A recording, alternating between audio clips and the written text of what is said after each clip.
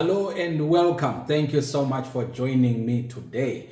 If you haven't as yet subscribed to the channel, please do me a favor, subscribe to the channel, click the notification bell so that you don't miss any of our broadcasts. They're just designed to encourage you, to inspire you, and to equip you so that you may live a life of abundance. Now, today we are going to talk about money habits that will transform your finances. Money habits that will transform your finances. I'm talking from a place of experience and study. I can tell you the habits that we are going to talk about here, if you take them seriously, discipline yourself to practice them, they will definitely transform your finances. What are these habits?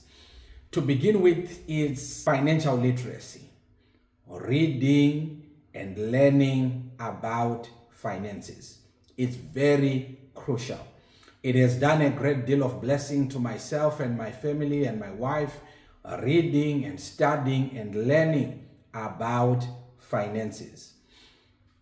Studies and research has shown that there is great ignorance in matters of personal finance. People work all hard to earn, people work all hard to make sure that they have income coming their way, but they don't work equally as hard to learn how to properly manage it, how to multiply it, and how to administer it. So, habit number one that you need to develop if you want your finances to change is in the area of financial literacy. Give yourself or devote yourself to learning about finances. And how do you learn? How do you become financially literate? You have to read books. That's the starting place. You see, it's amazing that there is so much information out there, so many books on almost every topic about finance. Almost every topic, there are several books written. Do you know that there are books that teach about getting out of debt? There are books about how to buy your first house. There are books about how to invest in stocks. Whatever aspect or whatever area, there is always material and information about that. So give yourself or devote yourself to reading about finances. That's how you improve or develop your financial literacy. So number one, reading. Read books. Number two, still under this subject, is about watching videos or tutorials or even biographies of lives that you emulate in this area of finance. Yeah. Have you heard the statement, success leaves clues? Yes. All successful people, from time to time, they share nuggets. They share how they made it, how they became the best investors, the best real estate moguls, the best whatever. Success leaves clues. So discipline yourself to watching tutorials or watching biographies of such people. It's quite easy these days with all social media platforms. You realize that there is a lot of content about finance, about investments, about debt, about you name it. There is so much content. You just have to be deliberate, searching it out, looking for it, and investing time to learn from it. So reading books is very important. Watching or following tutorials or biographies of people who are doing well in that space, it will also help you. You will be surprised if you take a stock or an introspection on how much time you spend on social media and what content you are feeding yourself with from those platforms. If you are not deliberate, if you are not intentional, if you just depend on what pops up on the feeds or what pops up first when I open the channels, you might not get much, because the platform will just feed you what it thinks. But you have to be deliberate, you have to be intentional, you have to search out for the kind of knowledge that you are looking for. So make sure, subscribe to those channels that teach about finance. Actually, you can subscribe to one of my YouTube channels called Wealth Habits Hub. Wealth Habits Hub. Subscribe to that channel and you will learn a great deal of habits that can transform your financial life. So we said, number one, reading books. Number two, watching or feeding on content, on tutorials or lessons on how to make it in areas of finances. And biographies, very important. Biographies, life journeys of people who have made it in that area. Then thirdly, still under the area of financial literacy, is tech courses. Very important. Tech courses. Learn. In as much as YouTube videos and all kinds of content that you can bump into online is good. You can watch videos, you can read, you can do that, it's all good. But courses are a notch higher in that they are structured to meet a specific objective. So when you just go from video to video, yes, it's good. You get to know a lot of things, but it will be difficult to tie the loose ends and attain a specific objective or goal. But now what courses do is that the content is structured and it is put in bits and pieces that you can easily follow, such that at the end of the course, you are able or you are equipped to attain a specific objective. So number three, we encourage you enroll on courses. Several courses are on many different platforms that teaches on about financial literacy. You can search a lot about that and get to learn. So that's habit number one. Be a continuous learner in the area of finance. Learn about finance every day. Read something, listen to something, watch something, so that you continue to be equipped in this area. Financial literacy is one of the key components that determines how well you will do in your finances. Financial literacy. So equip yourself with knowledge. Do you know that scripture in the book of Hosea 4:6? It says, my people perish because they lack knowledge.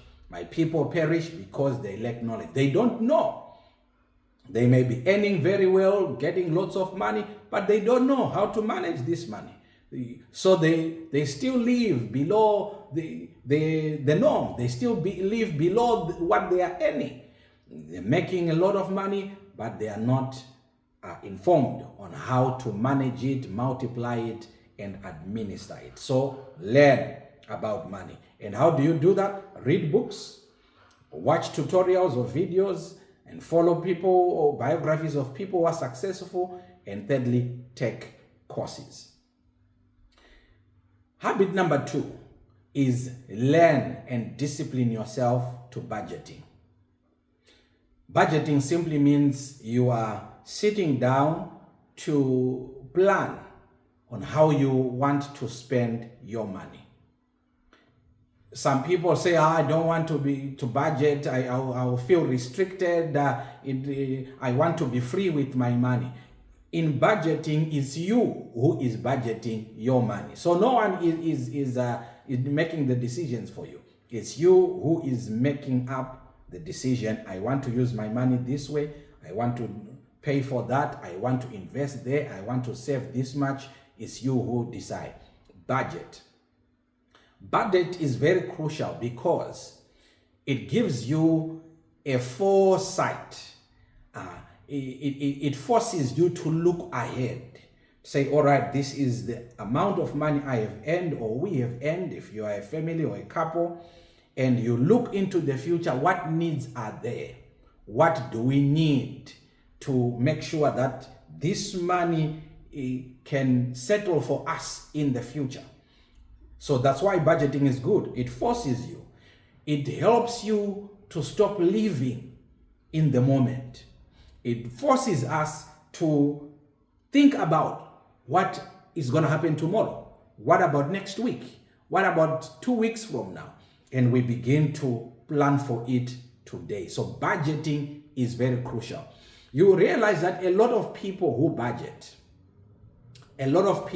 budget, their finances, though they may not always be balancing, but they are on a good path. If you discipline yourself to budgeting, if you're still struggling to make ends meet, things are not okay, things are not adding up, if you discipline yourself to budgeting and live within your means, you will see that you are steering your ship in the right direction. But if there is no budget, it's just like a boat or a ship that is left on the ocean, on the open waters of the ocean there, and it's just being tossed to and fro by the waves of the sea. There is no direction for it. It responds to the demands. If there is an emergency demanding here, you respond to that. And there is another emergency there, you respond to that. There is another demand there, you respond to that. There is no proper plan and structure. And that's a terrible way to live. I've lived that way. And I can tell you, it's not a good way to live. Always responding, firefighting. Oh, there's an emergency. Oh, that bill is outstanding. Oh, the school fee is now needed. Oh, final demand on that notice. Oh, it's not a good place to be. You are not at peace. You have to plan by budgeting. Sit down. How much are we earning? And how are our bills? What should we pay for? What do we need every day? How much are our groceries? How much are our expenses? You must know all that. It is very crucial. You see, if you don't know how much you are earning and how much your expenses are, how much you need to run your home for a fortnight or a month, if you don't know, then you are not in a good path. You are not doing good justice to your finances. You must know our joint earnings as a couple or by myself is this much. And for me to live comfortably throughout the month or throughout the fortnight, I need this much. And whenever it comes, we budget, allocate it specifically. This is going there, this is going there, this is going there, this is going there. Then you have peace of mind. Yes, very important. So discipline yourself to budgeting. And in your budgeting, discipline yourself to saving. It's very crucial, saving. What about if the money is not enough? There will never be enough. There will always be needs. Have you heard what is called the Parkinson's law? The Parkinson's law says that expenses will always rise to the level of income. So right now you might be earning, be it 300, 500, 1,000, 3,000, 10,000, whatever you are earning. You might be saying, oh, it's not enough. It's not enough. If I could get a little bit more than this, things might balance out. I can tell you without doubt that if the earning increases, your expenses will also rise to that level. So it's a discipline, it's a habit you just have to cultivate. It's called the Parkinson's law. Expenses always rise to meet the level of your income. Number one, we said financial literacy. Learn about money every day. Listen to something, read something, feed your mind with something in the area of finance. Then number two, discipline yourself to budgeting. Don't spend money without sitting down to make a plan about it. It's not advisable. It's not wise. Don't spend without planning. Do you know that governments do that? I think you have heard that the Minister of Finance is now coming to announce the budget for the coming year. They do it well in advance. We are anticipating this much revenue. We are expecting to spend in this and this and this area. Organizations and institutions do the same. We are expecting this revenue. We are anticipating to spend in this area and in that area. We are anticipating to undertake that project. Looking at our revenue, we will be able to Complete this project by this time. Very crucial. Marriages or couples must do the same. Families must do the same. You as an individual must do the same. Budget, budget, budget. And number 3, we said saving. Saving. Saving simply means I'm putting aside a portion of my income for future use. Don't squander everything that comes your way. No, discipline yourself to keep a little bit for the future, no matter how small it may be. Put something aside for the future. Do you know or do you remember the story in the book of Genesis of the man called Joseph? The dream he interpreted to Pharaoh.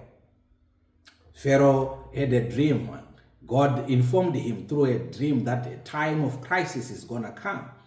And Joseph came, interpreted the dream, and gave a word of advice. The advice was, "O king, whilst we have plenty, whilst we are having good harvest, let's put aside a portion of our harvest for the sake of the future." Very crucial.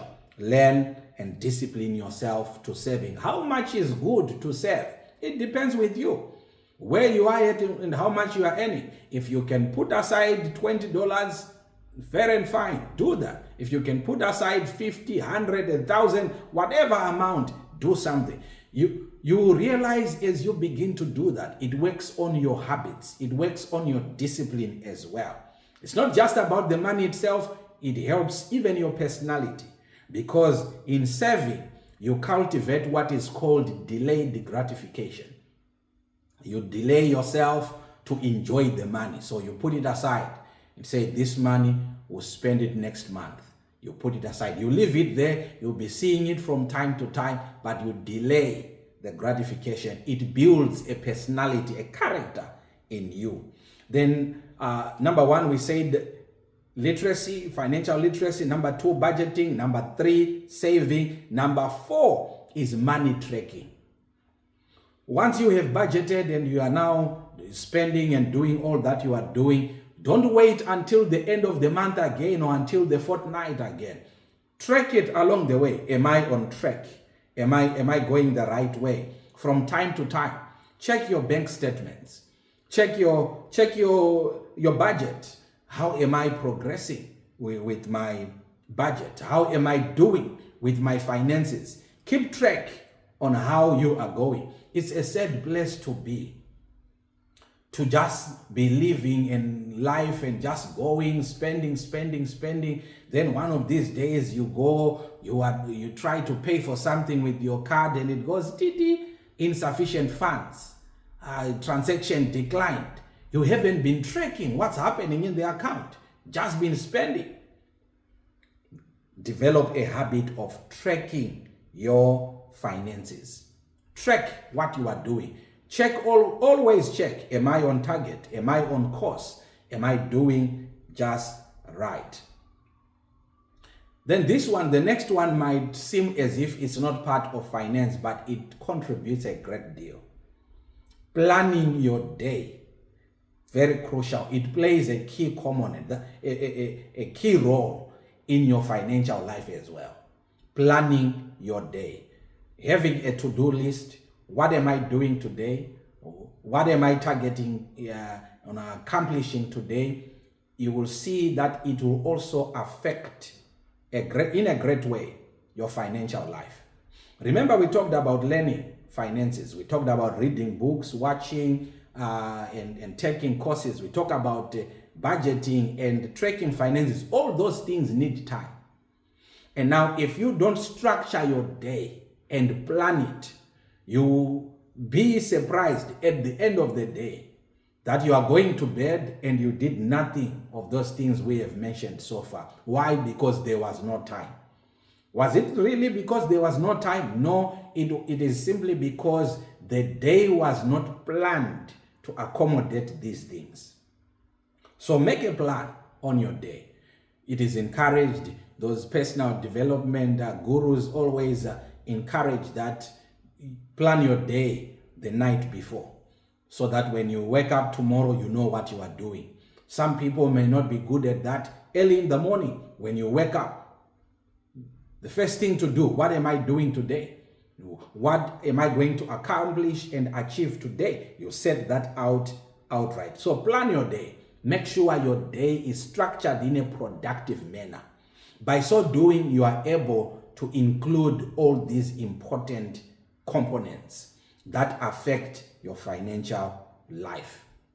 So you can plan and say, all right, during lunch hour from work, I'll take a walk listening to the podcast about how to save or how to invest in stocks or how to buy my first house, right? It's a plan. You have structured it. Or on my commute from work, after knocking off from work on my way back home, I'm gonna make a call to that mentor or to that counselor and discuss about my finances. It's a plan. It's a productive plan. Plan your day. It's a very important part or habit that will transform your finances. The next, you need to learn to avoid impulse spending. Many a times we are taken off guard by promotions, sale, 50% markdown, 25% markdown. And without thinking, without planning, we think we are saving by buying things that we had not planned on. But it's never like that. There is no saving. You are spending. Oh, but it was half down. Had you budgeted for it?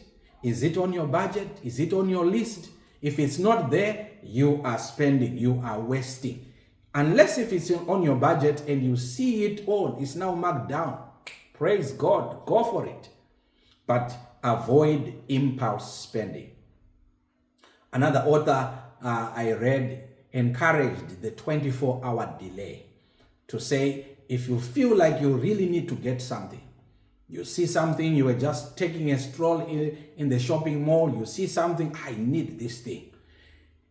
The author said, avoid buying it there and there. Go home, cool down, think about it.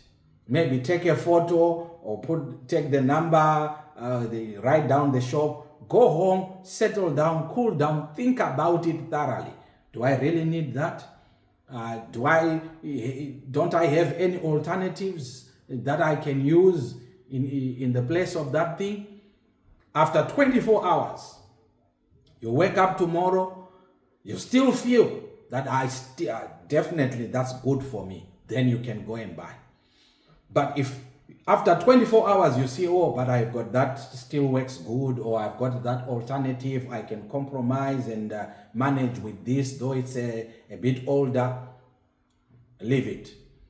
Spare your money. So avoid impulse spending. Avoid impulse spending. Next, learn to set clear goals. It's a habit, it's a discipline. Setting clear goals. What do I want to achieve? Where do I want to get to financially? How much do I want to save? What do I want to do with my savings? How much do I want to be earning from my investments at retirement? Set clear goals. No, obviously not being too ambitious, but goals that are smart, right? The goals that you know that these are, I can definitely in this time frame, I can achieve them, I can get there, I can do that. Go for it. Set clear goals. Some people get discouraged because they get overzealous and overambitious. They set goals that even discourage them. By the end of the year, I want to buy a new Mercedes-Benz Maybach. And you are coming from the smallest car, whatever it is that you have, and it's demanding you to make a jump probably of hundreds of thousands of dollars. How much are you earning? Maybe just $5,000 a month or so. Can't you see that the goal is not realistic? Or it's a faith goal. Oh, it's a faith goal. We don't challenge faith. We don't fight against faith. But you have to make sure that the goals you are setting are not discouraging you from discipline. Is that okay? All right. So set clear goals. And lastly, stay disciplined. All these things we talked about, it's easy to start them. You can just do something just for a day or two, and after a couple of days, you are tired. You let it all go. But what makes these things work is discipline. Staying with them for a long time. If it is reading and learning about finance, it's not just reading and learning about it in one day. That will completely change your whole perspective and your whole life. No, it's doing it over and over and over and over again. Budgeting, it's not just budgeting once. You budget today, next income you budget. Every month, every fortnight, every time income comes, you budget, you track, you save. Staying with the game for the long run, that's what brings about a transformation and a change. Psychology says for a habit to form, it takes 21 days of consistently doing the same thing. You see, 21 days doing the same thing, doing the same thing. And they also say for one to be excellent in any game or in any skill, there is a rule of 10,000 hours. Sticking with something, 10,000 hours, practicing a skill, practicing, then you are excellent. You become one of the top in that field. What does that show us? It's a demand for discipline. You don't just budget once, make it a lifestyle, make it a habit, and be disciplined to be doing it over and over again. Then lastly, avoid debt. Very crucial. Avoid debt. At all costs, avoid unnecessary or bad debt. Some people easily run to their friends, relatives to borrow, or even at banks and those financial institutions to borrow. For any small need, they rush somewhere, they borrow. I'll pay you back. Avoid borrowing, avoid debt at all costs. Scripture teaches us that the borrower is always servant to the lender. So avoid debt. If you are already in debt, there are several resources out there that can help you to get out. But I'll just share with you two primary methods that you can employ to get out of debt. There is the method that is called the avalanche method. If you have a series of debts, you attack from the big debt. You put all your effort and strength in attacking that debt. Then to the second largest until you finish them all. Or you can use the other method, which is called the snowball effect. Start with the smallest, go to the second, and until you attack the biggest one. It's called the snowball effect. Several methods that can be used to come out of debt. What it all needs is your discipline, your commitment. So these habits, if you stick with them, no doubt they will change your financial status. God bless you so much, and thank you for sticking through to the end. Please share the broadcast with your loved ones. If there is any topic that you want us to go in depth with, just let me know in the comment section. Until we meet in the next broadcast, God bless you.